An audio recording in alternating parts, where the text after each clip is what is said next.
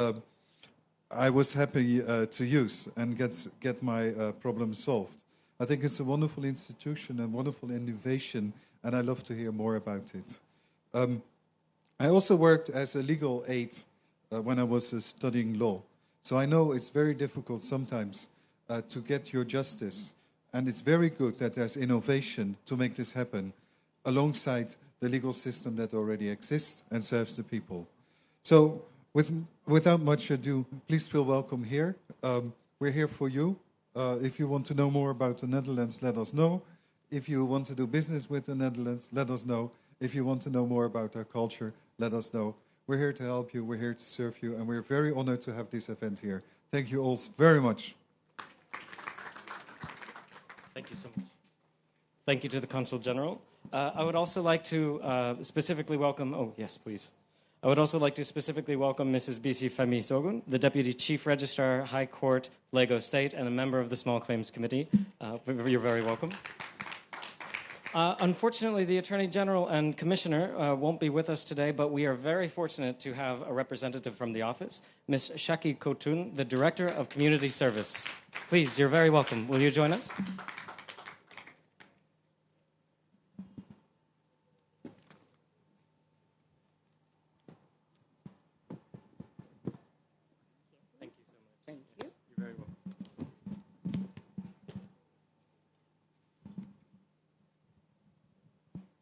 Good afternoon, everybody.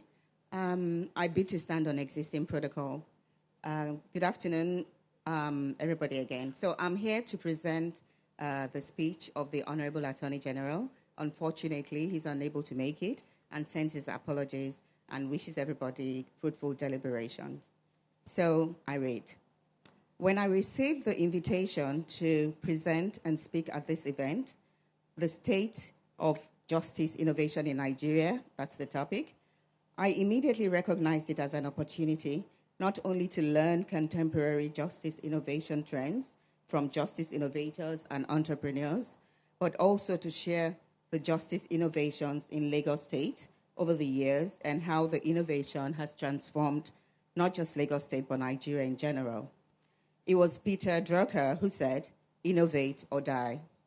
So it is therefore a most refreshing and heartening experience for me to deliver these few words at the Lagos Regional Finals of the Innovative Justice Challenge, which I understand is designed to scout for the next generation of promising justice innovators who are working to prevent and resolve citizens' most pressing needs in Nigeria.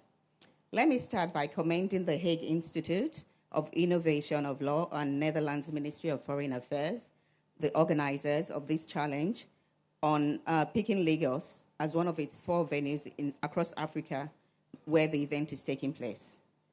So access to justice is indeed a fundamental right in itself, but it is especially more important because it ensures that enforcement of other fundamental rights, are fulfilled.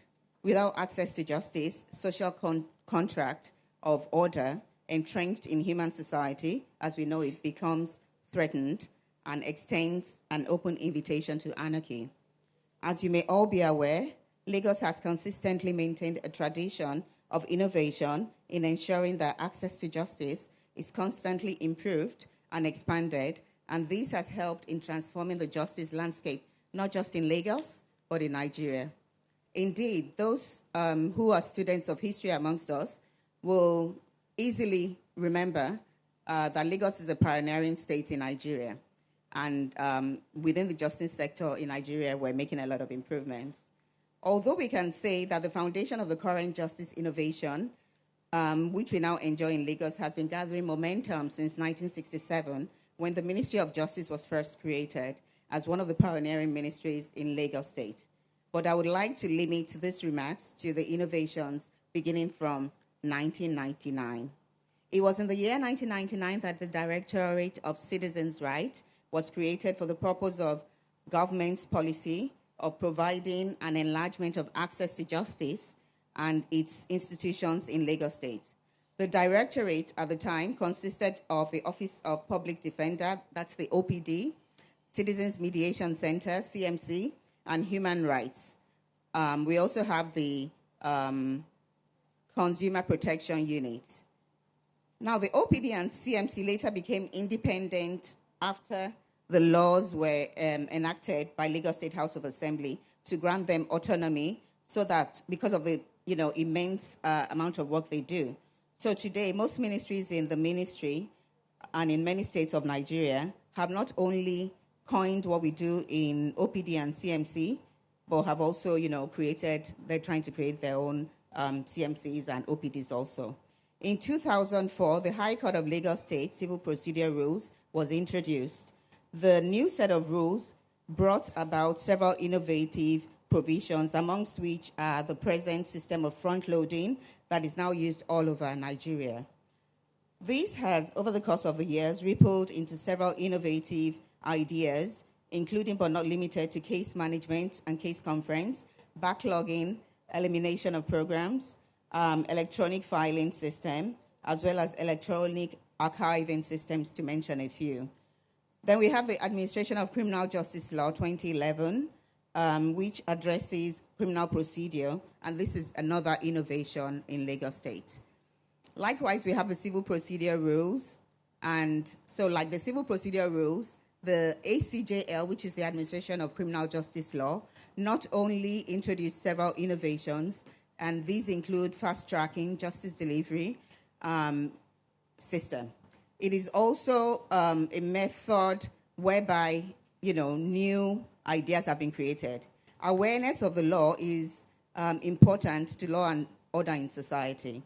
To achieve this objective, the Lagos State Ministry of Justice created a web portal where laws and regulations of Lagos State are available online, so you can look that up. The web portal is lagosstatelaw.com.ng, and is regularly uploaded with new laws and regulations as they are passed by the Lagos State House of Assembly. Although we also have the special mobile courts, this was established in 1994, but it's now become more visible in 2015. And the mobile courts, has brought, because of the expansion of the mobile courts, this has helped with congestion in Lagos State. And, the mobile court addresses issues of street trading, traffic congestion, and unethical or antisocial behaviors. So the mobile court helps to address these issues.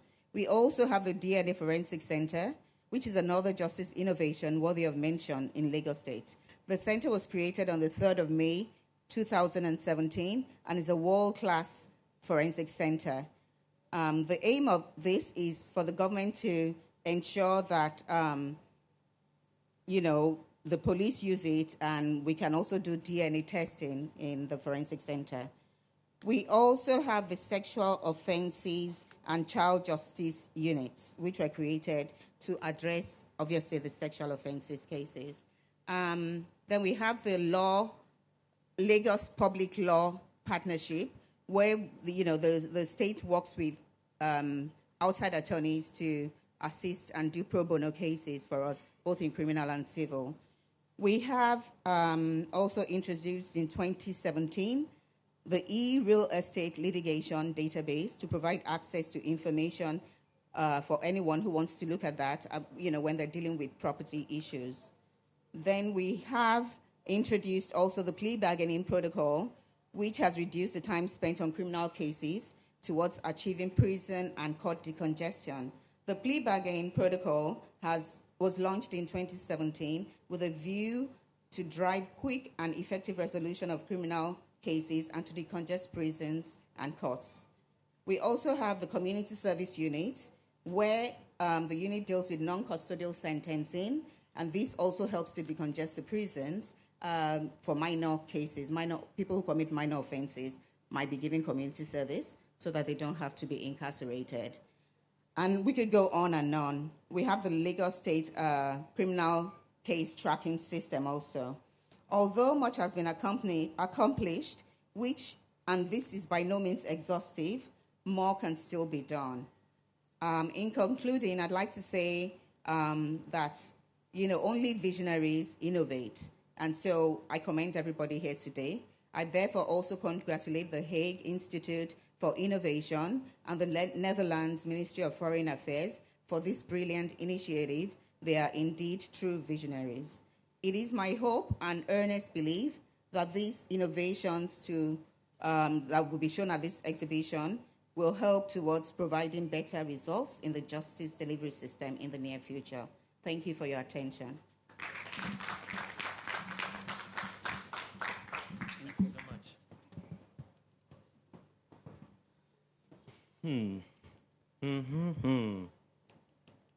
It could be that that's the end of the event, I suppose, if there's... forgive me. We're going to actually make a little audible change in the agenda, and I'll ask a question, which is, how good is justice if it's too complicated? This is an image that we carry with us, that we bring, we have in our offices, that we have at our events, because it makes us really think in our own terms of what the justice system in most countries is like for most people. It's designed to look like something that works. Parts of it might work if it weren't for the other parts, and when you try and pick it up and use it, you get your hand burnt. This is what the justice experience is like for so many people around the world. So what good is it if it's too complicated? At Hill, which is the Hague Institute of Innovation of Law, our goal is that by 2030, we will help 150 million people prevent or resolve their pressing justice needs. So what is a pressing justice need? Our data shows us that all around the world, regardless of country, usually 60% or so of pressing justice problems fall into these 5 categories. So when I say pressing justice problem, don't think about a lawsuit that, it's a very specific piece of legislation on a piece of paper on page 26, subsection C, part D. A pressing justice problem is someone not getting their paycheck, not being able to put food on the table for their families because they haven't gotten their paycheck from an employer. A neighbor dispute that means that someone has taken your land or destroyed some of your property. It's domestic violence that happens at home or violence against women and children. It's crime that happens to you as you're on the street. These are real justice problems that impact so many people every single year. In fact, across the world, there are 1 billion new justice problems that are created every year. 1 billion. If you live on this planet, you have a 1 in 7 chance of having a justice problem created for you. And it could be for the people in this room that might not be the case, but justice problems hit people disproportionately hard for the disadvantaged populations, for the poor, for people who live in countries where justice systems are not designed to be user-friendly. So what is user-friendly justice? What does that term mean? This is how we work. We start with data. Everything Hill does is data-driven. And we released in 2018 the Justice Needs and Satisfaction Survey of Nigeria. This was a large-scale survey of a lot of face-to-face conversations with real people, young, old, men, women, urban, rural, to ask them, have you experienced a justice problem in the last 3 or 5 years? We don't give them a checkbox. Check here if you've experienced crime. Check here for land. Check here for family. We just ask them, what have you experienced? What sort of unfair things have you felt have happened to you? What disputes have happened to you? And when we find that data, then we know what types of justice problems people are experiencing. And that's where we get our statistics about land, crime, family, etc. But we also find data on what works. So very shortly, you're going to hear 7 justice innovations pitch what they're doing, but we also collect data from them so that we know, are they actually preventing and resolving pressing justice needs? Do their solutions really work? We are data-driven in everything that we do. When we have the data, then, it can lead to innovation. These are justice providers, be it from the formal system, such as the small claims court, which is a highly efficient new process of solving small disputes between people, or be it from the private sector, law firms that are launching new products, new ways of serving their clients, or from the startup sector, or from the nonprofit sector. What we try to find are individuals with innovative ideas for how they're going to get closer to tipping the needle on those 1 billion justice needs. Very nice if you can provide justice for 40 people in your community, but can you do that for 40 communities? Can you do that for 4 or 5 countries, or for a region, or for the world? And finally, transformation. We call this our DNA, and transformation is essential because when you have the data and you have the innovations, if you don't connect these innovations and the data to leaders within the justice system, in the informal sector, in the private sector, if you don't gather the stakeholders, everyone who really has a stake in making the justice system work well, and discuss and integrate these things within the system, then you may as well have not have done it. Now, when you combine data, innovation, and transformation, we call that user-friendly justice. And these are our hubs. These are the places where innovation, that's the Hill Justice Accelerator, is doing its work worldwide. In Lagos, we started here in 2015. It was, back then, there would have been only one dot on the map, which was Lagos. Simultaneously, one of these events is also happening in Nairobi, in Kenya. So maybe later on in the program, we might actually get to say hello in a live stream to Nairobi. That's happening right now. Johannesburg had their regional finals last week. Kiev was a few weeks before that. Kampala also 2 weeks ago. And then, of course, we're based in The Hague in the Netherlands. But this is where we're working. So in 2018, the innovators that are supported by the Hill Justice Accelerator reached about 2.5 million people. That's within the 12 months, January to December of 2018. And they provided direct, either paid or unpaid services to about 1.8 million people. Now, when I tell you our goal is 150 million by 2030, when I tell you there's 1 billion justice problems created every year, I need to communicate very well that we also see this as a drop in the bucket. But when we think in terms of millions, and when we find innovators that think in terms of millions, we think that with a few years of support, these innovators can grow and start doubling these numbers. So here's what we're working with for 2020. You're about to hear from 7 finalists. Some of these finalists will enter our program, and hopefully we'll kick up those numbers, those 1.8 and 2.4 million numbers for next year. Our startups receive an average of about 6 million naira, some more, some as many as about 18 to 20 million naira, some a little bit less. It all depends on their growth. They receive an average of 6 months of business development assistance, much of it from my colleague Odun Longe in the back, and also from distance, from folks who are experts in startups, in marketing, business model, technology. Global connections to the justice innovation movement and community that exists around the world. The top 2 startups that will pitch today will actually be invited to come to the Justice Entrepreneurship School and Forum, the Innovating Justice Forum in The Hague in January and February. So when we package these things together and we follow an innovation along its journey, we find that many innovations may not have a roadmap yet for how to engage with the formal justice system. They may not be able to spot risks that are 6 or 9 months down the line. And since we've seen even more justice innovations fail than we've seen succeed, we have some lessons we can pass on. So we walk with them on their journey. They're still very much in charge of their program, but if we can lend a small hand and be part of that development, then we think we can get to where we need to go. A note for you guys. Unfortunately, we have to point the clicker this way. Just keep it in your heads. What we're looking for is more of this. These are some of our success cases. Just in the last year, a startup that we've been supporting, Axdraft, received $1.1 million in investment and joined Y Combinator in the United States, which is probably the best startup accelerator in the world. We have innovators on the Forbes list. We have innovators from here in Nigeria, Funkola, I put up as one of our success cases, being named an Obama Fellow last year by the Obama Foundation. We have startups like Creative Contracts in South Africa that are making major corporate deals to redefine the way that employment contracts work and make them visual as opposed to text, so illiterate workers can understand it. So what we want to find and what we think we have in these 7 startups is the next one of these. And my hope is that by the time you come back next year at the regional finals, one of these is going to have their face on this slide. I'm sure of it. I know it. Okay, so now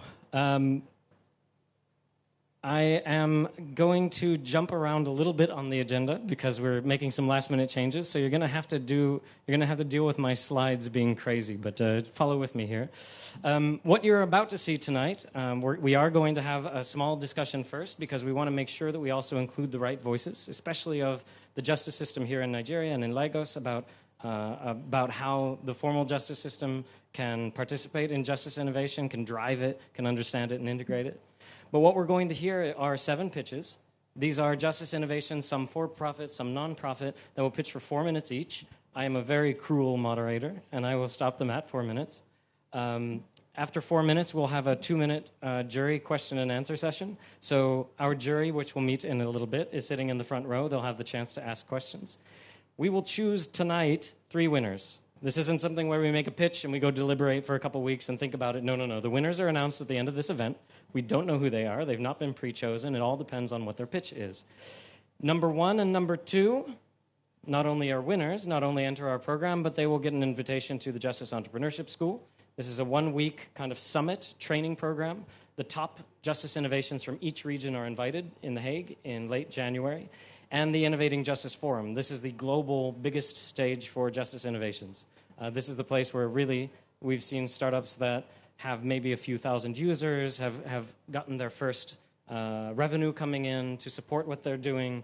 But when they step on stage at the Innovating Justice Forum, this is oftentimes their announcement in a global setting. And I'm not sure if you can see it. It might be behind the chairs. But our jury are looking for 4 criteria to decide who wins. Impact. Are they actually preventing and resolving pressing justice needs? Do they have the data? Do they have the evidence? Do they have the right measurement methodology to be able to prove that they are? Sustainability. Are they bringing in enough revenue to be able to sustain themselves? We don't necessarily ask that all justice innovators see it as something that's going to IPO someday, but we need to understand that if Hill were to offer a grant and work with them for 6 or 12 months, when that grant is over, are they going to stop? We've seen it before.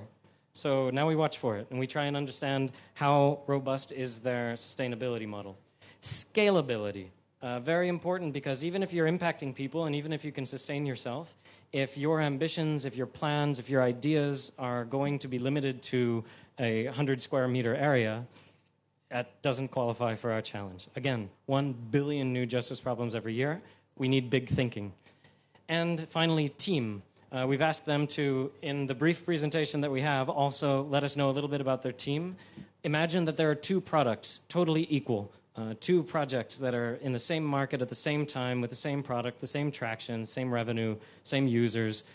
Which one would we support? So we looked at team to give us the answer. Which team is going to be the one that has that special something, an unfair advantage you might call it, or a little special secret sauce you might call it as well. So these are the 4 criteria.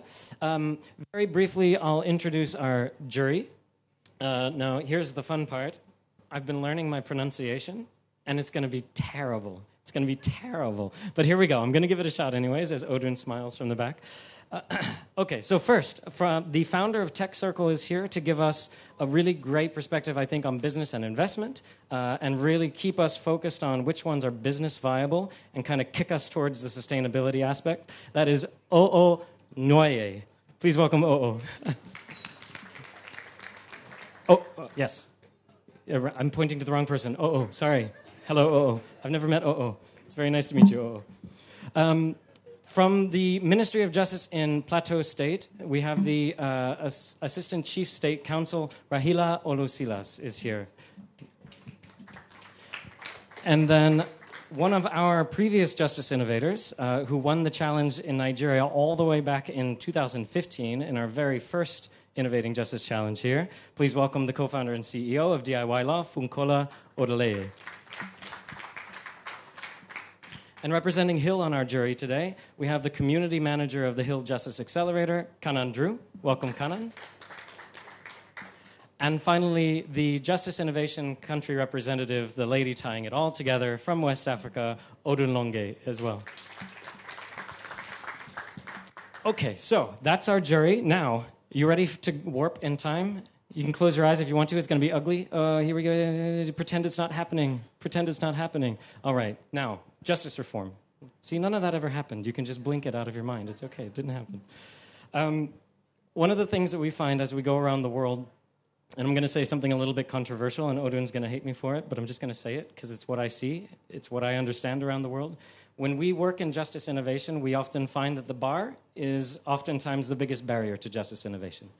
We find that sometimes law firms have it in their vested interest to squash justice innovation because it hurts their business. And one of the most refreshing things about coming to Nigeria was seeing how many law firms and seeing how the bar is much more open to justice innovation, to seeing how, in fact, quite a lot of justice innovation comes from lawyers themselves.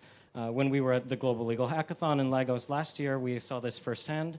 as firms would come out and work with justice innovators. It's an early ecosystem yet. There's some places in the world where they're totally gelled. Justice innovation is coming straight out of the legal system. So we see such encouraging signs here. We see so many open minds, and we're happy to have several of them with us today. So my first question to Odun is Theodora here yet? She is here, but I'm going to get briefed on something. Oh, God, careful. All right. Okay. Okay, cool. Well, I need to see who... Yes, okay. I've been told we have another special guest to recognize. So I wanted to recognize Mr. Jermaine Sanwo-Oli, the Senior Special Assistant on Diaspora and Foreign Relations to the Lagos State. You're very welcome, sir. Okay, so our justice reform discussion.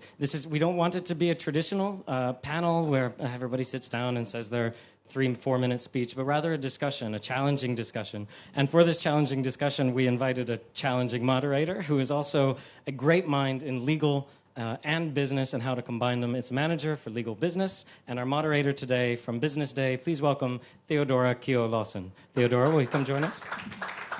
Welcome, Theodora.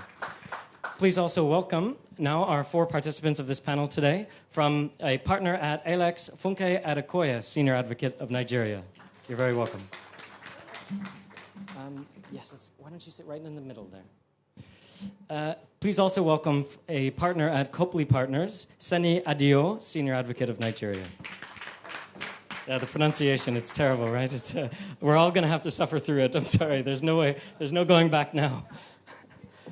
From Strachan Partners, the partner, Yemi Candide Johnson, Senior Advocate, Nigeria. If you're up for taking the big step, you're very welcome. Also, finally, last but not least, from Petrelli Partners, please welcome Kemi Eweje, Kemi Eweje from Petrelli Partners. You're very, very welcome. So I will now hand over the microphone to somebody who will do much better with the pronunciation. Theodora, I give the floor to you. Thank you. I'm sorry we're starting this late. We'll just run right through it. The reason we're here today is justice reform, and we're going to be having perspective from the bar. So we have very capable and very distinguished seniors from the bar. I will start right to my right. Funke Adekoya, SAN. She's senior partner at ALEC. Candide Johnson, SAN, who is also the managing partner at Strachan Partners, and the chairman of the MBA section on business law, Sheni Adio, SAN, and of course, Kemi Eweje, who is a very senior arbitrator. Okay, so Hill's data, as we have, most of us know already, we're here because of innovating justice, tells us that 7 out of every 10 Nigerians has to go through a litigation or go through legal problems every 4 years. That leaves us with a data that says that we have 25 million matters or cases in courts every single year. I think that's a huge number. And we're also told that 14 million out of this don't get resolved. So the reason we're here is because of resolving these disputes. We're going to be talking about innovation. How do we get to solve all of this? How do we move ahead? And thankfully, we have those who are very capable who can do justice to this topic. I'll start with Mrs. Adekoya, SAN, right away. Mrs. Adekoya, you're a litigator, you're an arbitrator. So you live both worlds, from litigation to arbitration. And you've done quite a bit of work, not just in Nigeria, but globally as well. So you can tell us first, start with telling us about global best practices with regards to dispute resolution, not just in Nigeria, but globally, and where Nigeria sits in all of this.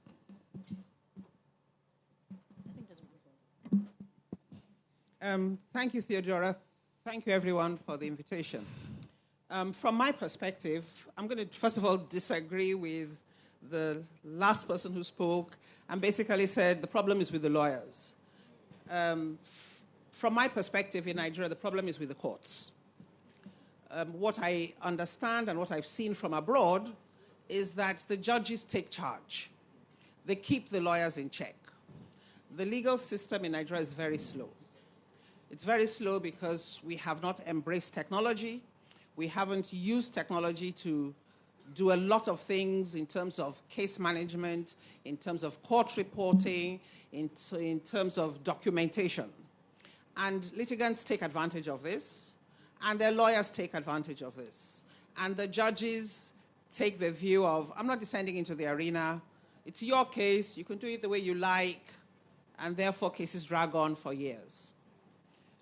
I think that half of our problems would be solved if the judges stepped up and took charge of cases and said, I don't need you to address me on this. I've read it. It's rubbish. Address me on this, that, and the other. Do you really want to present that defense? Because if you do and I find against you, I will damnify you in costs. These are the things that I have seen abroad that I do not see here. And I think that's one of the problems we have. And I think it's an area where technology perhaps would assist the judges and the lawyers as well. Thank you, Leonard Silk. I will turn quickly to my left, the chairman of the MBA section on business law. You are a bar leader, and you are also the chairman of the section on business law. So you deal with a lot of business-related or commercial-related disputes as well at Copley Partners, where you're also the managing partner. Please tell us, what is the perspective of the Nigerian Bar Association, how to reform generally? Because this is all about reform. It's a good thing, it's good to talk about the challenges, but how do we move ahead from this? What's the MBA's perspective with regards to this? Thank you very much, Theodora. Good evening, distinguished guests. Yes, I'm the chairman of the Nigerian Bar Association section on business law. And so the section focuses primarily on commercial matters. So as a threshold matter, what we try to do, or we've tried to do, is enhance the capacity of lawyers who are members of the section. So we encourage lawyers to become specialists as opposed to being generalists. And if you're a specialist, you're bound to be more efficient in providing services to your clients. Invariably, if you're in a dispute situation, if you know your stuff, you're likely to be more direct and be able to get your issues across and hopefully get the right result for your clients. Beyond that, what the section also has been doing for about 5 or 6 years now is we've been very, very involved in law reform. So we've been working collaboratively with various stakeholders, particularly the National Assembly, both the Senate and the House, the executive, private sector, primarily under the auspices of the Nigerian Economic Summit Group. We've also worked with a number of bilateral and multilateral institutions, particularly the UK DFID, HIL. And in the past 4 years or so, we've had significant progress in terms of having laws passed at the National Assembly that have been assented to by Mr. President. So I'll give you 2 examples. For example, in 2017, the National Assembly passed the Credit Registry Act. And also in 2017, they passed the Secure Transactions in Movable Assets Act, 2017. And that was, both bills were assented to by Mr. President. And what those 2 bills do primarily is that they've made it somewhat more readily able for small businesses to access capital. So in the case of the Secured Transactions Movable Assets Act, for example, now small entrepreneurs can use their movable assets, such as inventory, for example, to secure credit. It's very, very innovative. The Credit Registry Act now has the protocol for how credit agencies are to be founded and governed, and the rights for citizens in terms of how to dispute reports on their credit reports and things like that. Again, the idea is to make it easy for financial institutions to be able to lend to MSMEs in particular. And I could go on and on. In the case of SBL, Section of Business Law, we've also worked collaboratively with various other institutions, the Office of the Nigerian Trade Negotiation with respect to the eventual signing of the African Free Trade Continental Agreement. We're very much involved in that, which ultimately is going to bring about integrating as a single block about 1.2 billion Africans and trade in the volumes of over 1.7 $3 trillion ultimately. So I'll stop at that for now anyway. Okay. Thank you so much. Okay, I'll just ask quickly regarding that. Do we have data with regards to how this has impacted justice administration directly right now? Well, the data with respect to the two acts that I mentioned, I mean, they were passed 2 years ago. So the data is being collected at the moment. But part of the work that we've also done in terms of trying to improve doing business in Nigeria, ease of doing business, and making the economy more competitive, the data in the public domain. So, for example, through some of our collaboration with the Office of the Vice President, we all know that Nigeria's ranking on the World Bank ranking of ease of doing business has gone up about 40 points. More recently, 13 points. We're now 131 out of 190 countries. We were 169 or thereabout a few years ago. So that's an example of data that is empirical. Before I finish, if I may slightly disagree with Mrs. Adekoya, she's absolutely correct in terms of that the buck really ought to stop with the judges in terms of efficiency and driving cases and so on. But I don't want to mention names necessarily, but there's some, there's some shining examples, if I may say, use that terminology, of many judges who, in fact, have control. One of them retired recently from the Federal High Court. And lawyers know that if you get to their courts late, there'll be consequences. And there are also lawyers who also engender good conduct, best practice. And two of them are sitting to my right, Mr. Adekoya herself and Mr. Candy Johnson. They deserve a round of applause because I knew that I dare not get here late because I knew they'll be here on time. And when I got here on time, but they were even here before me. So there are two people that I see as examples, as good, examples to follow. And I'm not saying that to patronize them, but it's just the truth. We lawyers in the environment, we know that is true. Thank you. Thank you, Leonard. I'll go right to Yemi Candy Johnson, SAN. You are one of those driving the Justice Reform Project at the moment. Please tell us how that is progressing and how it will impact justice administration in not just Lagos State, but Nigeria. Thank you very much. It's on. It's okay. Okay, so I'm not hearing very well. It's fine. Thanks. The first thing I should say about the Justice Reform Project, which you've referred to, is that, yes, I am one of those who started this project, but you should have actually asked the question perhaps to Mrs. Adekoya, who is indeed nominated the chairman of that Justice Reform Project. Okay. But that's fine. I'm happy to help her, especially since Sheni has already disagreed with her. There are many interesting points that were made, but before I go to the question of justice reform, I wonder if I may just set some context. Sure.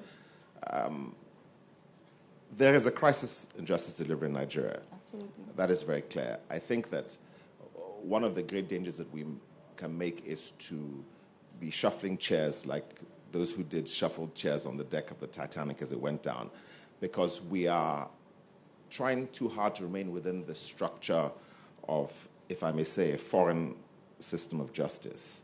And we delight in the fancy and the robes and the dressing up, and we forget that the function of a system of justice is very simple.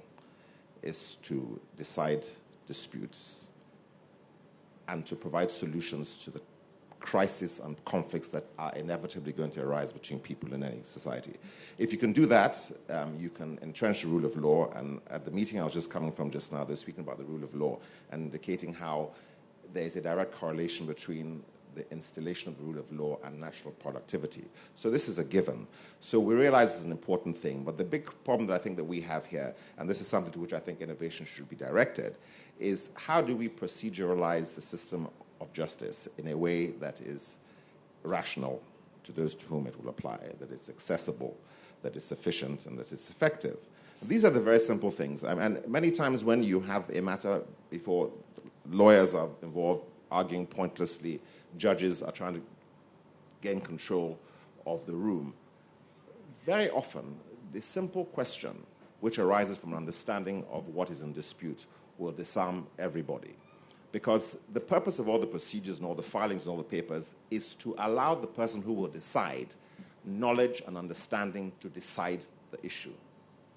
So if that's the simple task, then we need to be able to create innovations which simplify which make it easy to understand. You know, the English system of law that we operate here is already been effective in this country since 1861. But the pretense is that we didn't have justice in the thousands of years before then, which we did, of course. And there was a purpose for which a Western idea of justice was imposed in this country for the effectiveness of the colonial government. But people still fancy that the Western system of laws is a foreign thing. People don't understand. I often tell, partly in joke, how if you ask people to go into the witness box and swear an oath on the Quran or the Bible, the next thing from their mouth is lies. But if you tell them to swear on Ayelala or Shongo, now they may say it's witchcraft, but the fact is that as our courts are recognized, Professor Goodhart in his 1946 or 1936 Reed lecture said that there's no aspect of English law which does not arise from the customs and habits of the English people. In Nigeria, when we recognize customary law, I think Owonya and the Motor Show was 1965, it said that customary law is a mirror of accepted usage. You can only invest and believe in a law which arises from your own understanding of justice. So if you think that the English system of justice is a play for people in fancy dress, then that's the approach you're going to take to it. But the authority of a system of justice does not come from the dress or from Latin words. It comes from the solutions it provides. What is the solution? Do we have an effective and efficient way of deciding justice? So very often, the whole rigmarole that lawyers will go through, fancy lawyers in fancy gowns, ask them 2-3 questions. If you understand the case, you've ended a lot of the rubbish. So this is the point. So now back to justice reform. I'm sorry, I've taken more than the half a minute that I promised. We got together to approach the question of justice reform because we are leaders of the law. The catalyst for that intervention was the shocking instance where the Chief Justice of Nigeria was accused in circumstance which would poison the entire system of justice in the country. And we felt it was important for people to know that there were lawyers who were not going to be bound by the status quo or any system of respect and regard which deprived the system of justice of its purpose. Now, the point that was made earlier by one of the speakers about how lawyers are the ones most resistant to change. I understand that. It's like the church, you know, the priests, and we are high priests of the law. The priests are used to ceremony. They want to go things according to order. I remember when I was getting married and I kept saying, why do you have to do this? Why do you have to do that? And one big auntie said to me in Yoruba, she says, we have to do as we have been doing so things can be as they're supposed to be. It sounds better in Yoruba. And I can say it in Yoruba as well. But this is the point. So we tend to think that we defend ourselves by procedure. But this is why you find churches across Europe are empty. And this is why you find that only 10% of Nigerians believe they can get justice in the system of our courts. Because it's become largely irrelevant. It's a place where games are played, and it's games where rich and powerful prevail. So you have to find solutions on that basis. So we decided that we needed to use the opportunity of this catalyzing event to examine the justice system in a variety of perspectives. The system of legal education, by the way, which produces lawyers every year that are completely incompetent to provide any service to a legal firm. Or the system of justice which allows a case to stay in court. I just finished a case in January this year in the Supreme Court. We started in 2000. Actually, Chief Williams started that case in 1998, and then I took over the case in 2000, and we finished in the Supreme Court in 2019. That's outrageous. So you talk about clearance rates. So there are many things that we need to look into. Legal education, the procedurization of law, the simplification of processes, the empowerment of judges, creating rules